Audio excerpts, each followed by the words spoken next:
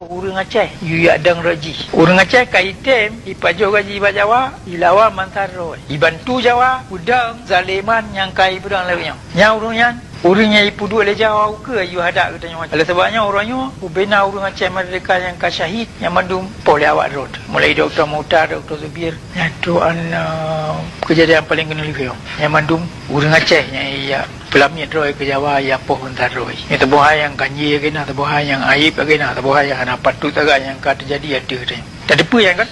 Yang mandung karena urang temikir yang betul le dia nang ro. Urang Aceh mantang ke pemulia pemerintah penjajah Jawa. Yang mandung karena pendidikan. Saya katanya mandung kali tak terima. Yang mandung karena urang Aceh hana le temikir perkara kepentingan nasional, kepada kepentingan bangsa Aceh, kepada kepentingan jemaah Aceh dalam dunia. Yang mandung pada purno. Mereka ada purno urang yang ka tihat. Pada purno urang lain yang golong tihat. Tawanya hana tepu.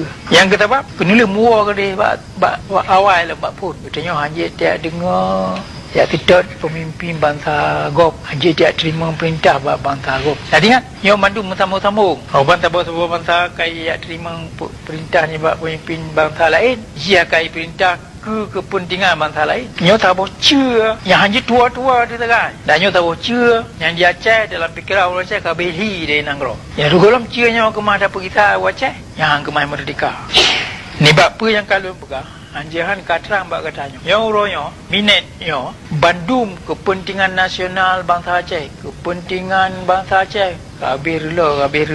Dan urang Aceh mai itu apa bicara. Yang punya naik yang kabir hancur, hana mai itu. Kaya? Karena kata dah bangsa Aceh di negara hana purno, hana tahu purno pendidikan Aceh. Dia purno pendidikan Jawa. Maksud daripada pendidikan Jawa, supaya apa yang kata jadi di Aceh orangnya ipu kekal yang sampai akhir dunia. Dan mutabak keturunan tu kabir yang tu. Membahasa Aceh hanya lem tu. Yang kesempatan kena lihat dia yang kemah dapat merdeka road.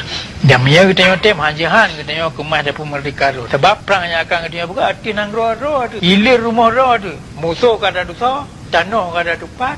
Iji urun teka. Dalam perang yang bermakna dumpa perkara-perkara yang beri kemenangan na lanjaro katanya. Dan kata depa katanya jika dah merdeka karena bangai kan karena anak tegak. Tahun 45 kata. Katanya Aceh dia behla senjata ni bak Jawa. Katanya Aceh yang payah blow senjata ya beri dia ke Jawa. Dengan bangai katanya ada alat urinang dia kampung tu ya jok. Pudapan kilo-kilo ya jok ke Jawa. Yang orangnya tiada laki pedang Aceh merdekanya anak sobri. Mati laki bita. Dia laki anak sobri. Oleh sebenarnya gadah merdeka dia kan karena anak bedi. Gadah merdeka dia karena anak konsep kepentingan nasional.